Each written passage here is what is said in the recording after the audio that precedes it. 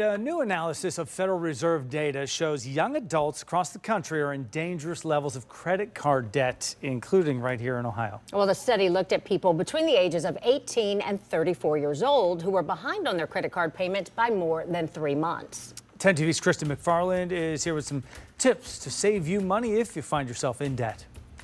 Credit card debt is a hole no one wants to be stuck in. So today we spoke with students on OSU's campus to hear how they feel about debt and the pressures to keep up with all the bills. Getting a gauge on campus. Could you tally one for us? I asked students if they are worried about credit card debt as everything gets more expensive. I mean, I don't have a credit card myself right now, but if I did, it definitely would be something I would think. Yeah, for sure. So I'm gonna mark yes. What about you? I do have a credit card, but I'm not really worried about my debt right Okay, now, you want to so check no? probably. The way I personally spend money, Yeah.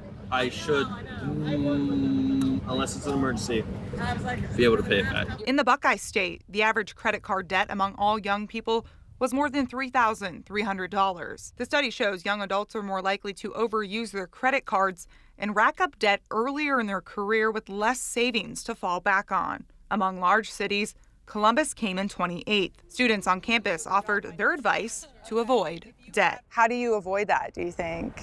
Paying on time. I think I'm responsible enough to know when I can spend, when I can save. Having to pay on time and just to make sure it doesn't get out of hand so you can actually manage it. Establish a plan, stay on top of your bills, budget and market, and if you can, talk to your relatives and friends. Senior bank rate analyst Ted Rossman weighed in on the conversation. Rossman suggests taking advantage of rewards and buyer protections, getting the lowest interest rate possible. It's worth pointing out that people often get into debt for practical reasons. So that's another reason not to feel ashamed by it.